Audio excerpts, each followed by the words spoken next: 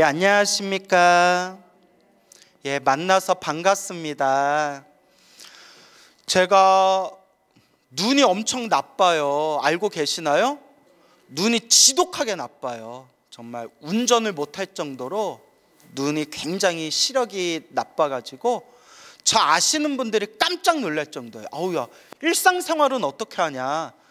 그래서 제가 실수를 엄청 많이 하는 것 중에 하나가 사람을 못 알아봐요. 항상 이렇게 멀리 보다가 가까이서 보면 누군지를 모르겠어요. 그래서 실수를 많이 할 때도 있는데, 저 아시는 분들은 아유, 광우 스님 눈이 나빠서 그런가 보다 하고 이해를 해주시더라고요. 그나마 다행인 게 고도 근시예요. 근시라고 아시죠? 가까운 건 보이고 멀리 있으면 안 보여요. 그래서 그나마 가까이인 거는 보이기 때문에 책은 좀 볼 수 있어요. 이렇게 가까이서 볼 수 있는데, 눈이 나쁘니까 제가 두통기가 좀 있어요. 눈이 나빠가지고 시력이 안경으로도 교정이 안 돼가지고 뭘 이렇게 뚫어지게 보면 눈이 많이 시큰시큰 피곤하고 머리가 지끈지끈 아파요. 그래서 제가 순간 집중력은 좋은 것 같아요. 빨리 짧게 보고 빨리 외워버리는 거예요. 부럽죠? 예, 근데 오래 안 가고 저도 금방 잊어먹어요. 예, 그래서 시력하고 눈이 굉장히 나쁜데, 이렇게 생각해요. 아, 이것도 나의 무엇이다? 업보구나 라는 생각이 들어요. 업보구나. 그래서 눈 나쁜 것도 그렇고 머리가 좀 지끈지끈 이렇게 약간 편두통이라고 하나요? 눈을 위주로 해가지고 이렇게 안면에 안면 두통이 좀 있는데, 특히 발 지압판을 열심히 제가 밟거든요. 발 지압판. 요새 맨발 걷기 유행이죠. 근데 저는 밖에서 맨발 걷기는 안 하고 방 안에서 이렇게 지압판을 많이 밟는데 효과를 엄청 크게 봤어요. 그 중에 하나가 머리에 압이 찼다 그러죠. 압. 머리에 압력이 올라갔다. 그 압이 찬 것 같이 이렇게 답답한 머리가 이렇게 좀 내려가는 느낌이 들어요. 그래서 제가 발 지압판을 하루에 아무리 시간이 없어도 30-40분은 밟는 것 같아요. 시간이 넉넉하면 1시간 이상도 밟는데 엄청나게 효과를 많이 봐서 제가 발바닥에 물집이 잡힐 정도로 밟았어요. 그래서 효과를 크게 봤는데 그 중에 하나가 고혈압이 사라졌어요. 혈압이 뚝 떨어졌어요. 진짜. 예. 그렇게 이제 저도 건강 관리를 하는데, 이렇게 눈이 아프고 머리가 아플 때, 아, 이것도 누가 지은 업이구나, 내가 지은 업보구나 생각하면서, 누가 닦는 수밖에 없겠어요? 내가 닦는 수밖에 없겠죠. 예전에 아주 오래전에 제가 눈이 실명 위기가 올 정도로 크게 시력이 아주 안 좋았던 적이 있었는데요. 그때 치료받느라고 고생을 엄청 했어요. 큰 주사바늘을 눈에다가 찔러가지고 주사기를 집어넣었어요. 그걸 한 3번인가 했는데, 그때 막 스트레스가 엄청나요. 막 아픈 것도 아픈 거지만, 여러분, 눈에다가 주사기를 집어넣으면 눈 망막에 주사기가 들어오는 게 보여요. 네, 이걸 어떻게 말로 표현하겠어요. 그때 제가 확 늙었어요. 제가 동안이었는데 그때 하도 스트레스 받아서 그때 좀 늙었어요. 그때 제가 한 10여 년 전이었을 거예요. 10여 년 전에 그렇게 거의 한 13, 14년 됐나? 한 14년 됐나? 눈에 실명 위기까지 왔을 때, 그 직전에 꿈을 꿨는데 꿈에 하얀 소복을 입은 젊은 여자가 꿈에 나타났어요. 여자 귀신. 근데 여자 귀신이 이렇게 나를 노려보는 거예요. 그래서 나도 나를 노려보길래 누구지? 하고 나도 이렇게 쳐다봤는데, 이쁘더라. 처녀 귀신인데 이뻤어요. 이뻤는데 나를 이렇게 노려보더니 눈에서 막 피눈물을 흘리는 거예요. 눈에서 주르륵 피눈물을 흘리면서 나를 딱 노려보는 꿈을 꾸면서 내가 딱 깼거든요. 근데 제가 평소에 염불하고 기도를 하고 또 산에서 수행을 하니까 제가 그렇게 꿈을 꾸면 꿈자리가 나쁜 꿈을 많이 안 꿨거든요. 근데 그렇게 한 번씩 나쁜 꿈을 꾸면 꼭 안 좋은 일이 생기더라고요. 물론 그런 거에 집착을 안 하려고 했는데, 근데 그때 꿈에서 처녀 귀신이 눈에서 막 피눈물을 쏟으면서 나 노려보는 꿈을 꾸면서 그 꿈을 꾸고 나서 눈에 실명위기가 왔거든요. 이거 내 전생의 업보구나. 전생의 업의 인연이구나. 내가 전생에 무언가 안 좋은 업을 지어서 이번에 그 과보를 받는 거구나. 그런 생각이 들더라고요. 참 무섭죠. 그래서 이렇게 몸이 안 좋은 것도 제 얘기가 아니라 부처님 말씀처럼 전생에 지은 우리의 업보일 수 있겠구나. 그래서 이번 생에 몸 관리를 잘 못해서 생긴 병은 쉽게 나을 수 있대요, 치료하면. 근데 아무리 치료하고 아무리 치료해도 쉽게 낫지 않는 큰 병은, 오래도록 나를 괴롭히는 큰 병은 대부분 어디에서 넘어온 거다? 대부분 전생에서 넘어온 거다라는 그런 얘기가 있어요. 참 무섭죠. 예. 그래서 우리 불교에서는 항상 좋은 업을 지어라, 선업을 지어라 라고 말씀하십니다. 그래서 몸이 아픈 것을 살생의 업보라고 해요. 무슨 업보? 살생의 업보. 살생의 업보를 많이 지으면, 살아있는 생명을 죽이면 다음 세상에 사람으로 태어나도 몸이 아프거나 단명하는 업보를 받게 된대요. 그게 살생의 업보예요. 저 아시는 어느 노보살님이 계시는데 기도를 참 열심히 하시고 특히 지장기도를 열심히 하셨어요. 지장기도를 열심히 하시던 노보살님이 계셨는데 그렇게 몸이 아프시대요. 그렇게 몸이 막 아프신데 그분 딱 하시는 말씀이, 당신이 젊었을 때 먹고 산다고 이것저것 닥치는 대로 일을 하셨는데, 옛날 분들, 옛날 먹고 살기 힘들었던 시절에 열심히 살아왔던 분이세요. 그러니까 닭을 많이 죽였대요. 뭘 많이 죽였어요? 닭을 많이 죽였대요. 닭. 영어로 뭐라고 해요? 치킨? 치킨이에요? 맞나요? 닭을 그렇게 이제 많이 죽였대요. 닭을 정말 많이 죽이고 손에 피를 많이 봐가지고, 스님, 저는 그래서 기도를 많이 합니다. 저는 기도를 많이 해야 됩니다. 이번 생에 조금이라도 무엇을 닦아야 됩니다? 업장을 소멸해야 됩니다. 업보를 소멸해야 됩니다. 제가 이렇게 몸이 아픈 게 젊었을 때 닭을 많이 잡아가지고 살생을 많이 해서 내가 그 업보의 빚을 갚는 거다 생각합니다 라고 말씀하시던 노보살님이 계세요. 참 마음이 착하시죠. 내 업을 내가 닦아야 된다 하고 그렇게 지장기도 많이 하시던 불자님이 계셨어요. 그리고 손에 피를 묻히는 살생의 업보도 무서운데, 경전에 보면 남이 살생하는 걸 보고 즐거워하면 그것도 무서운 업보가 된대요. 그 얘기 들어보셨나요? 내가 살생하거나 내가 손에 피를 묻힌 건 아니지만 남이 살생하는 걸 보고 즐거워하고 좋아하면 그것도 아주 무서운 업보가 된다라고 경전의 말씀에 나와요. 그래서 우리가 선업을 짓고 공덕을 닦으려면 연민심을 일으켜야 돼. 무슨 심? 연민심. 남에 대해서 불쌍해하는 마음, 연민심이 있어야 돼요. 그래서 제가 깜짝깜짝 놀라는 게, 딴 나라에 전쟁이 났는데 그 전쟁터에다 미사일을 쏴가지고 수많은 사람이 죽었는데 아이고 잘 죽었다라고 막 통쾌해하는 사람들. 그러면 그것도 악업이 돼야 안 돼요? 그것도 악업이 되는 거예요. 또 우리나라에 사건 사고가 많았잖아요. 특히 어린애들, 젊은 사람들 죽은 사건이 많았잖아요.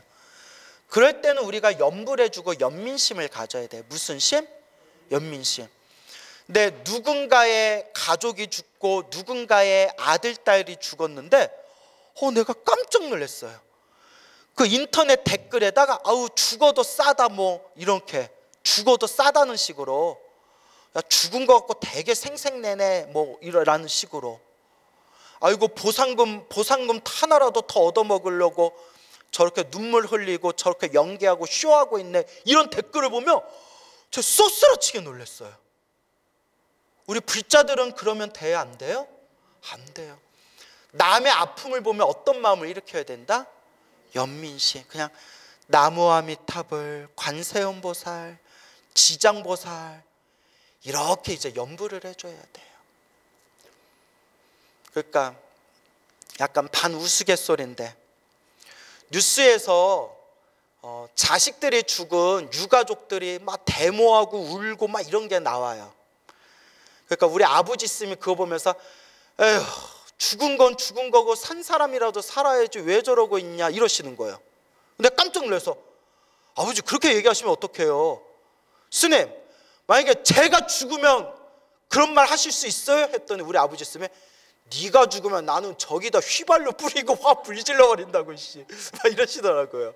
그러니까 약간 반농담으로. 그러니까 내 새끼가 죽는다면 눈 돌아가는 거예요. 그죠? 그래서 불교에서는 누군가가 죽었을 때 무슨 심을 가져야 된다? 연민심을 가져야 된다. 무슨 얘기인지 알겠죠? 그래서 남이 죽은 걸 가지고 기뻐하거나 좋아하는 것도 엄청난 무서운 업보를 받게 된다. 그래서 우리 불자들은 항상 이 마음을 조심히 잘 써야 돼요. 맞습니까? 2600여 년 전 우리 서가모니 부처님께서 수많은 중생들에게 법을 펼치시고 부처님의 깨달음을 전하시고 진리의 말씀을 전하셨는데, 우리 부처님도 이 사바세계, 인간세계에 육체의 몸을 가지고 중생들하고 함께 살다 보니까 참 못 볼 것도 많이 보시고 별 더럽고 희한한 꼴도 많이 보시고, 우리 부처님 정도 되시니까 우리 부처님께서는 흉악한 왼수를 봐도 당신의 친아들과 같이 여기신다. 부처님께서는 마음에 아무런 번뇌나 망상이나 분별심이 없으시다라고 경전에서는 말씀하시지만, 우리 입장에서 보면 아이고 우리 부처님도 참 저런 인간들 데리고 얼마나 속이 상하셨을까. 이제 경전 공부를 하다 보면 우리 부처님도 별 희한한 일을 많이 겪으세요. 그럴 때마다 부처님도 그대들이여, 이것도 누가 지은 업의 인연이다? 내가 지은 업의 인연일 뿐이다. 모든 것이 인연 따라 일어나고 인연 따라 사라지고, 지금 이 앞에 펼쳐진 모든 것도 내가 지은 업의 인연일 뿐이다. 이제 이렇게 이제 부처님께서 늘 이 인과법, 인연법에 대해서 말씀하시죠. 인연법, 인과법.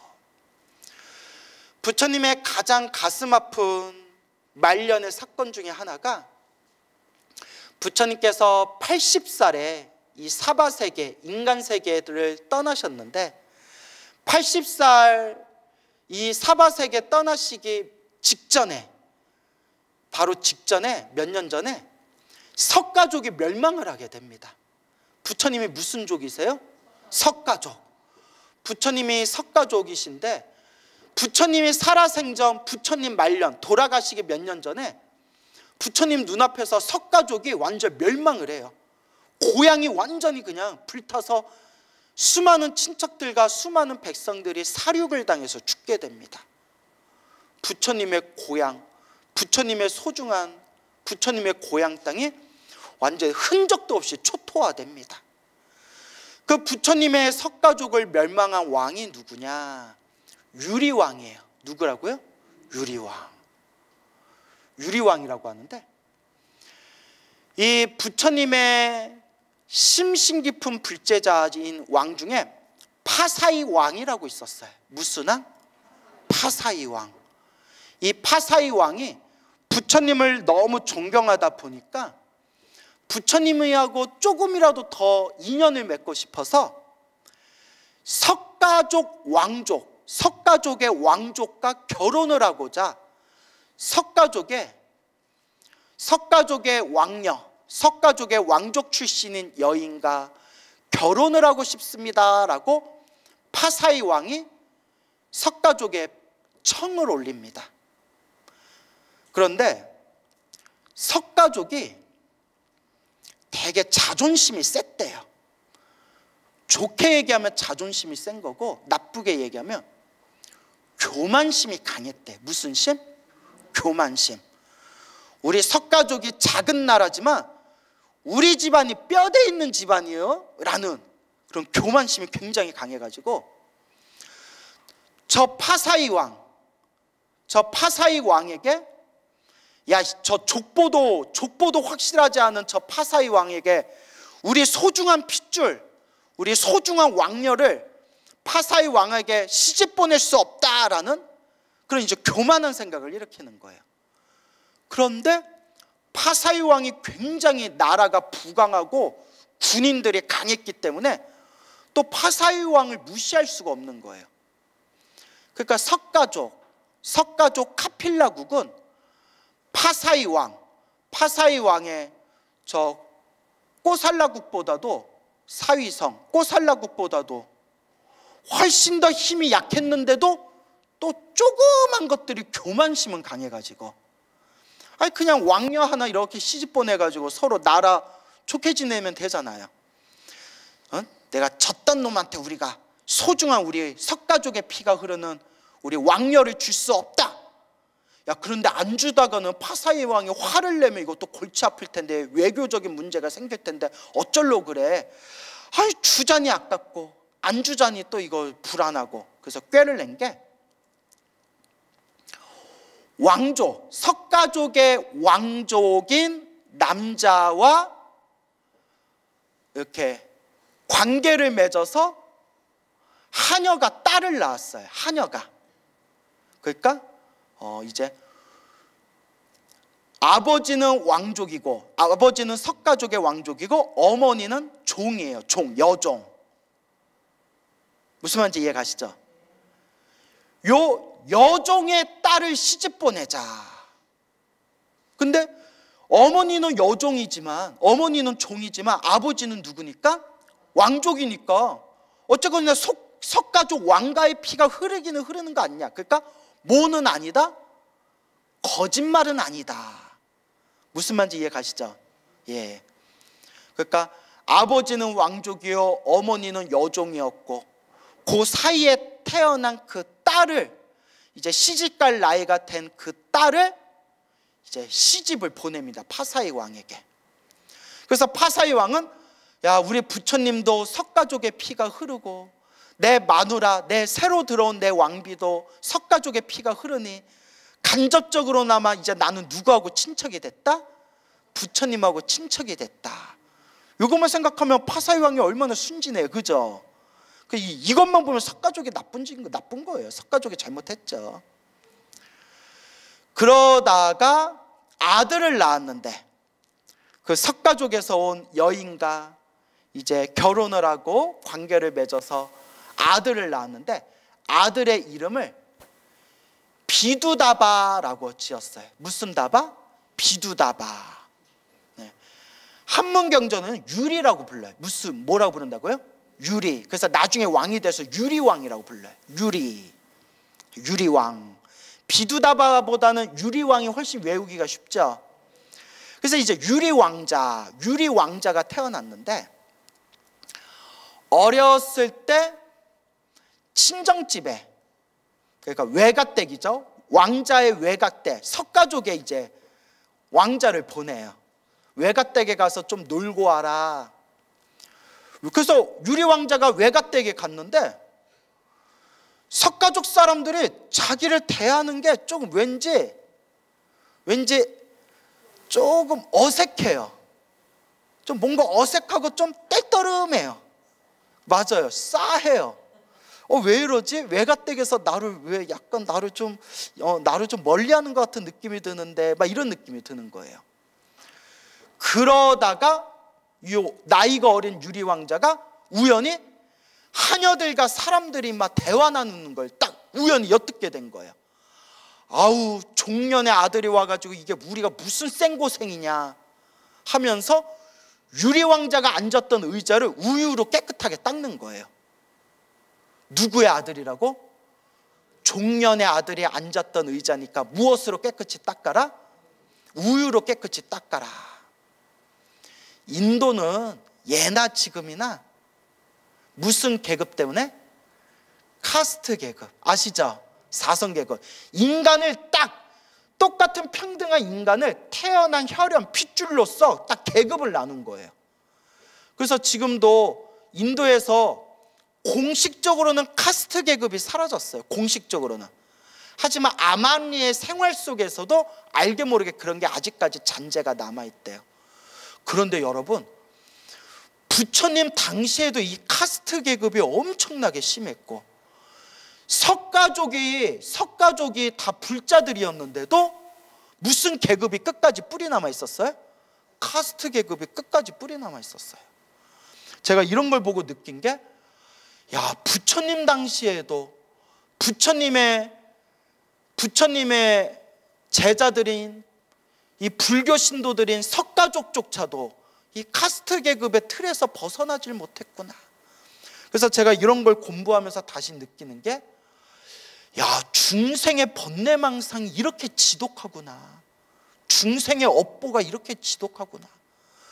부처님 당시에 부처님 살아계실 때 부처님 법문을 들었던 사람들조차도 자기 머릿속에 꼭 박혀있던 무슨 계급에서 벗어나기 힘들구나, 카스트 계급에서 벗어나기가 힘드는구나, 그런 걸 느낄 때가 있어요. 그러니까 여러분, 중생의 업보가 지독하게 무서운 거예요. 이런 걸 공부하고 나니까 마음이 좀 편안한 게, 옛날에 제가 공부가 잘 안 될 때에는 절에 오시는 신도님들 20년, 30년, 40년, 50년 절에 열심히 다녔다는 신도들이 절에 와서 막 깽판 치는 거 보면, 아이고 저렇게 절에 오래 다니셨다는데 왜 저러실까 이해가 안 됐는데 이제는 이해가 돼요. 왜 이해가 될까요? 중생은 쉽게 안 변해요. 갑자기 분위기 싸해진다. 예? 예? 여러분 왜 찔리세요? 중생은 뭐 하지 않는다? 쉽게 안 변해요. 이 업이 그렇게 무서워요. 부처님 경전에도 나오잖아요. 부처님 살아계실 때 그렇게 부처님 법문 많이 들었던 불자들도 뭐에서 벗어나기가 힘들어요? 카스트 이 계급에서, 요 잘못된 고정관념에서 벗어나기가 힘들잖아요. 그래서 항상 우리가 오래오래 닦아야 돼요. 그래서 이 유리왕이 하녀들과 시녀들과 다른 사람들이 뒤에서 자기와 자기 엄마 욕하는 걸 듣고는 엄청난 충격을 받게 돼요.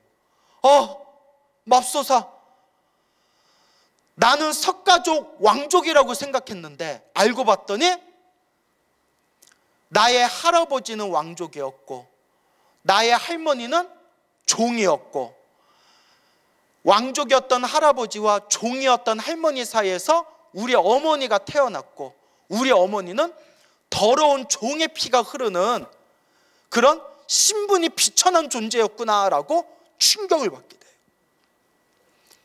충격을 받고 이를 악물어요.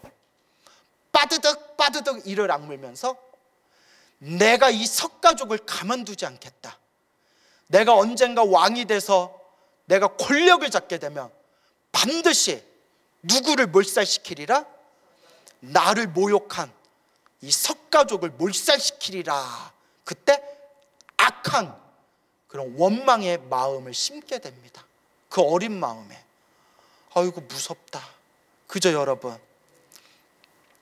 그 자기 옆에 시중을 두는 대신 중에 호고라는 대신이 있었어요. 이름이 뭐예요? 호고. 호고에게 이렇게 얘기합니다. 호고여, 내 불타는 내 원망하는 마음이 식지 않게 하루에 아침, 점심, 저녁마다 하루에 3번 나에게 항상 이와 같이 내 옆에다 이와 같이 나에게 하루에 3번 나에게 말을 해다오. 뭐라고 말을 해라고 했냐면, 왕자님, 석가족에게 당한 이 모욕을 잊지 마십시오. 이걸 하루에 3번 자기에게 말해달라고 명령을 내립니다. 그 어린 나이에. 그 원한심이 굉장히 깊다는 걸 알겠죠.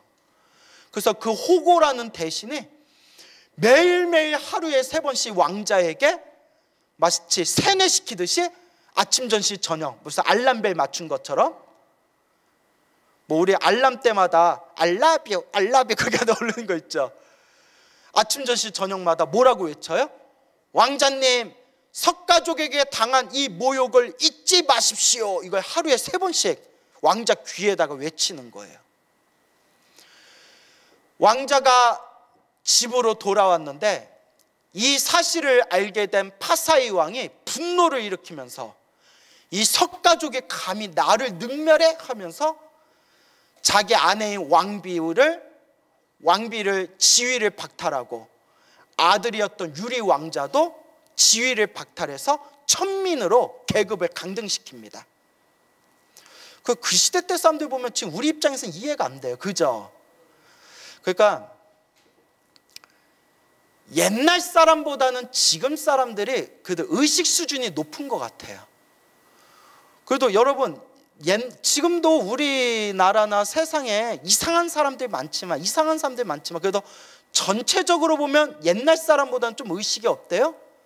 그래도 뭐 인종차별이라든가 뭐 계급사회라든가 이런 거에 대한 관념은 훨씬 더 우리가 조금 더 유연해지고 무언가 조금 더 개방적이고 조금 더 평등한 사회가 옛날보다는 그래도 이루어져 있잖아요. 그죠? 예. 옛날에는 왕 욕하면 구족이 멸족을 했어요. 사돈까지 끌려가서 귀양 가고 목 잘렸어요. 왕 한 번 욕했다고. 근데 지금은 우리 대통령도 욕하고 장관도 욕하고 나라님도 욕하고 얼마나 옛날에 비하면 얼마나 평등한 사회예요. 물론 지금도 불평등한 면은 많지만 옛날에 비하면 그 옛날 2600년 전에 파사이 왕이 왕비도 천민으로 계급으로 강등시키고 유리 왕자도 천민으로 계급을 강등시켰는데 서가모니 부처님께서 그 소식을 들으시고 파사이 왕을 찾아옵니다. 그 서가모니 부처님께서 이건 제가 우스개로 얘기한 건데 어쨌거나 같은 자기 고향 석가족 때문에 생긴 일이잖아요. 그죠? 그러니까 부처님이 좀 미안했나 봐. 같은 석가족 입장에서 이제 웃자고 한 얘기예요. 오늘 혹시 무슨 우환 있으세요? 다들 표정이 이렇게 더워서 그런가? 진지하게 듣느라고. 어떻게 점심 진지는 드셨어요? 예, 그래서 진지하신가? 예, 그래요. 그래가지고 석가모니 부처님께서 파사이 왕에게 이렇게 얘기합니다. 왕이시여, 마음을 고요히 가라앉히십시오. 그리고 왕이시여, 왕비하고 왕자는 절대 잘못이 없습니다. 왕비도 아버지는 석가족의 왕족이고 왕가의 피가 흐릅니다. 그리고 유리 왕자도 석가족 왕가의 피가 흐르고 파사이 왕의 핏줄이 이어받은 자 아닙니까? 그러니 너무 그렇게 노여워하지 마십시오 라고 부처님께서 자상한 말로 파사이 왕의 마음을 어루만져 주니까 왕이 이제 마음이 싸르르 풀면서 존경하는 위대한 스승님이신 부처님이 직접 찾아와서 위로해 주는데 화가 안 풀리겠어요? 그래서 부처님, 제가 생각이 짧았습니다 하고 왕비를 다시 원래 왕비의 자리로 복권시키고 유리 왕자도 왕자로 다시 복권을 시키는데 문득 이런 생각이 들어요.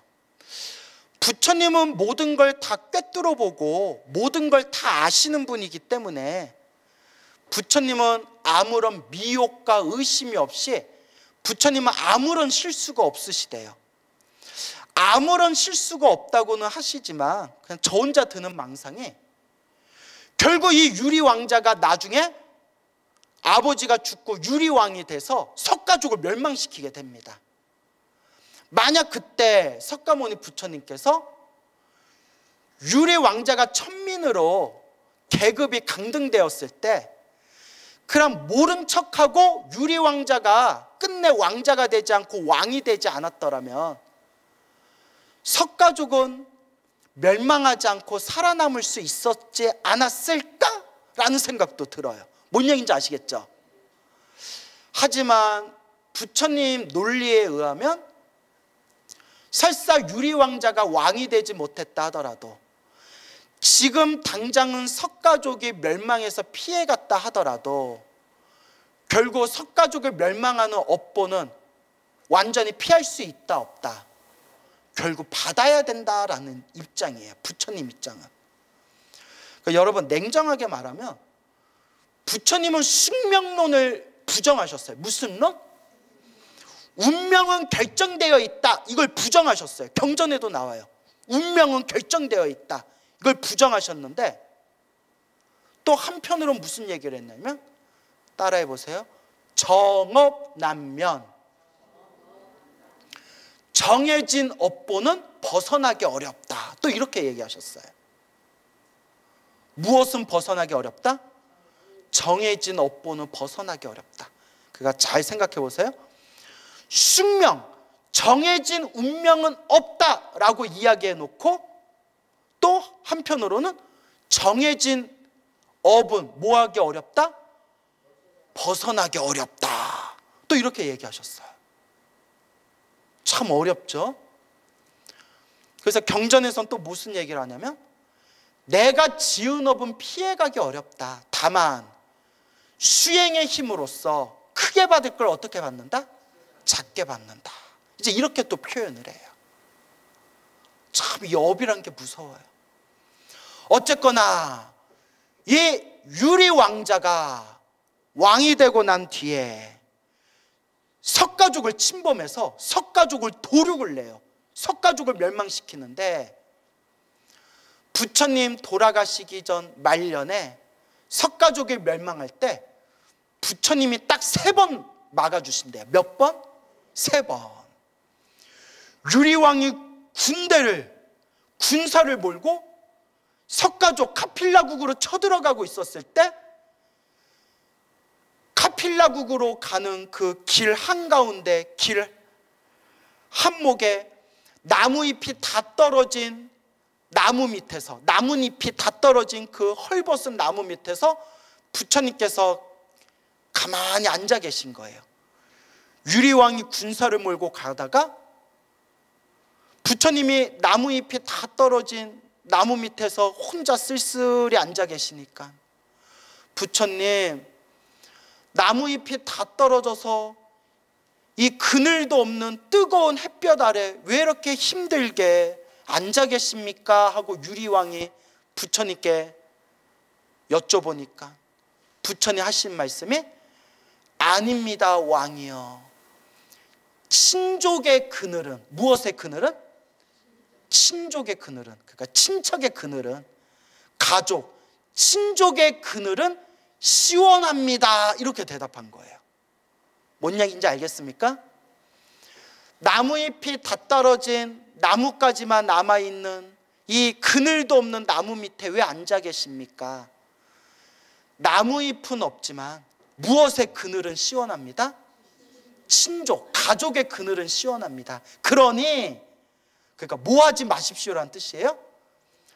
우리 석가족, 우리 친족들을 침범하지 마십시오. 이렇게 돌려서 얘기한 거예요. 유리왕이 그 뜻을 알고 군사를 다시 뒤로 물려서 다시 뒤로 돌아가게 됩니다. 이걸 몇 번 했어요?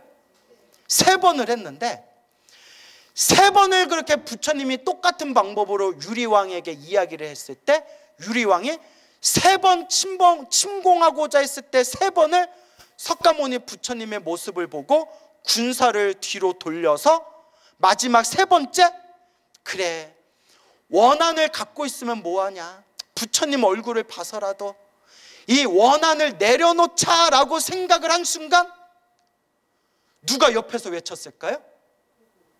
호구? 호고 호고. 그래서 반응 맞췄어요. 그래도 아까 호고라고 기억나시죠? 호고가 이렇게 외치는 거예요. 왕이시여. 뭐라고 얘기했을까요? 어린 시절 석가족에게 당한 모욕을 잊지 마십시오. 하루에 몇 번? 무슨 종합 비타민제도 아니고 하루에 3번 꼬박꼬박. 왕이시여 어린 시절 석가족에게 당한 모욕을 잊지 마십시오. 그 말에 다시 밑바닥에 꾹 눌려놨던 분노심이 다시 일어나면서 그래 용서할 수 없어 하면서 다시 군사를 몰고 갑니다. 그때 석가모니 부처님께서는 나무 밑에 앉아 계셨을까요? 안 계셨을까요? 예. 석가모니 부처님이 이렇게 말씀하십니다. 경전에 의하면 결국 누가 받아야 할 업보다 석가족이 당해야 할 업보다 피할 수 없구나. 그리고 목련존자가 이렇게 얘기합니다. 부처님, 피할 수 없다면 제 신통력으로 석가족을 숨겨가지고 이 사륙에서, 저 유리왕의 칼날 아래에서 저 석가족을 구해내겠습니다. 그때 부처님이 이렇게 얘기하세요. 여러분, 이게 중요해요. 그 어떤 신통의 힘으로도 업보를 피할 수 있다 없다? 없다. 신통으로 구제할 수 있다면, 신통으로 그 업보에서 구할 수 있다면 부처인 내가 했으리라.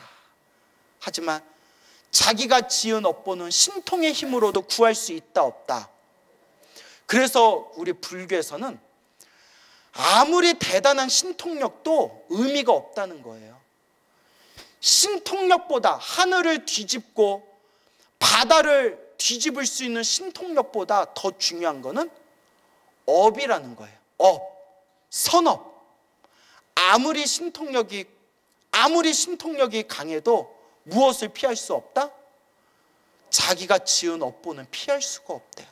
그래서 불교에서는 신통력을 중요하게 여기질 않아요. 왜냐? 어차피 중생은 뭐대로 산다? 업대로 산다. 그래서 여담인데, 저 아는 신도가 얘기해 주셨어요. 저 아는 신도가 얘기해 줬는데, 정말 용한 점쟁이를 만났대요. 역술가를 만났는데, 요새는 점쟁이란 표현 쓰면 안 되죠. 역술가를 만났는데 정말 귀신같이 잘 맞추더래요. 깜짝 놀랄 정도로 잘 맞췄대요. 또 이 얘기 들으면 쓰면 어디예요? 또 이러셔요. 예? 그런데 손님이 없대요. 그렇게 잘 맞추는데 손님이 없대요. 근데 그 역술가가 하는 얘기가, 에휴, 이제 친하니까 이런저런 얘기했겠죠. 내가 남은 그렇게 잘 맞춰도 누구 건 못 봐요? 내 건 못 봐요. 이런 얘기 하더래요. 내 건 안 보여요. 이러더래요. 그래서 아유, 이거 월세 내기도 힘들어요. 이러더래요. 그러니까 남 운명은 귀신같이 잘 맞추는 점 보는 사람이 있어도 손님 많이 오는 복은 따로 있는 거예요. 뭔 얘기인지 알겠죠? 예. 그래서 이제 약간 우스갯소리 한 건데, 그래서 불교에서는 신통이 많아도 의미가 없다. 결국 뭐대로 산다? 업대로 산다. 그래서 목련존자가 자기의 신통력으로 석가족을 구하겠다고 했을 때 부처님께서 만류하세요. 신통으로도 그 업은 피할 수 없다. 그때 석가족이 그 유리왕 군사의 칼날 아래 모조리 이제 그 끔찍한 사륙을 당하게 되었을 때, 석가족의 카필라성이 피바다가 돼가지고 수많은 사람들이 살해당하고 죽음에 이르게 되었을 때, 석가모니 부처님께서 몇 날 며칠 동안 지독한 두통 때문에 자리에 누우셔서 일어나지를 못하셨대요. 천하의 부처님께서 지독한 두통이 생기셔가지고 부처님께서 오직 당신의 선정, 깊은 선정과 삼매의 힘으로 그 두통을 다스리셨다라고 경전에 나와요. 그렇게 석가족의 그 피바다와 같은 사륙의 현장이 지나가고 유리왕은 살아있는 채 지옥에 떨어지게 되었대. 결국 살아있는 채 지옥에 떨어지게 되고, 몇 날 며칠이 지난 뒤에 두통에서 벗어난 석가모니 부처님께서 수많은 불자들에게 이렇게 이야기하세요. 이것도 다 스스로가 지은 업보이다. 저도 어렸을 때 경전에서 불교 부처님 생애에서 이 내용을 봤을 때 저도 되게 충격받았던 기억이 나요. 그 충격의 그 느낌이 아직도 남아있어요. 여러분들도 이거 처음 듣는 분들은 좀 충격스럽죠? 부처님이 이렇게 얘기하세요. 머나먼 헤아릴 수 없는 과거 전생에 어느 한 마을이 있었는데 그 마을에 아주 끔찍한 흉년이 들었대요. 마을 사람들이 도저히 먹을 게 없어가지고 모두 다 호수로 몰려들었대요. 호수에 가서 도저히 먹을 게 없어서 사정없이 무엇을 다 잡아먹었을까요? 그 호수에서 평화롭게 살고 있는 물고기들을 다 잡아서 먹는데, 물고기를 잡아서 찢고 뜯고 베고 칼로 쳐서 잡아먹을 때, 그때 그 깊은 물속에서 살고 있는 물고기 2마리가 이렇게 얘기했대요. 우리는 아무 잘못도 저지르지 않고 호수 속에서 우리끼리 평화롭게 살고 있었는데 왜 우리를 이렇게 잔인하게 잡아먹느냐? 왜 이렇게 우리를 잔인하게 잡아먹느냐? 도저히 저들을 용서할 수 없다. 반드시 복수하겠다. 반드시 복수하겠다. 원한을 가지면서 2마리의 물고기가 그렇게 원한을 갖고 죽게 됩니다. 그러면서 부처님이 하신 말씀이, 그 호수에 있는 물고기를 다 잡아먹은 그 마을의 사람들이 이번 생에 누구고? 석가족 사람들이고, 그때 우리를 잡아먹은 저 사람들을 용서하지 않겠다, 반드시 복수하겠다 이를 갈던 2마리의 물고기가, 한 마리는 유리왕이었고 한 마리가 누구였을까요? 맞아, 호고였어요. 뭔지 알겠죠? 그리고 부처님은 왜 그렇게 머리가 아프셨던 겁니까? 여기 이제 경전에 2가지 버전이 나와요. 첫 번째 버전은 사람들이 물고기를 살생하고 있을 때 한 아이가 있었는데, 그 아이가 죽어가는 물고기를 보면서 막 즐거워하고 기뻐했대요. 그때 죽어가는 물고기를 보면서 기뻐하고 즐거워했던 그 아이가 이번 생에 누구다? 바로 석가모니 부처님, 나 자신이고, 그 죽어가는 생명을 보면서 연민심을 일으키지 않고 기뻐하고 즐거워한 그 악업으로 인해서 깨질 듯한 무엇을 느낀 것이다? 두통을 느낀 것이다 라고 얘기했고, 또 다른 책의 버전에 의하면 그때 수많은 물고기가 죽어가고 있을 때 한 아이가 물고기 사이에서 뛰어놀고 있다가 어느 죽어가는 물고기를 잡고 머리를 3번 내리쳤대요. 경전에 그렇게 나와요. 몇 번 내리쳤다? 그 죽어가는 물고기를 머리를 3번 내리치면서 즐거워하고 기뻐한 그 악업으로 부처님의 머리가 깨질 듯이 아팠던 것이다. 그러니 불자들이여, 절대 나쁜 업의 인연을 지어서는 안 되느니라 라는 정말 믿기 힘든, 정말 소름 끼치는, 정말 이 무서운 인과업보 이야기가 경전에 또렷하게 나옵니다.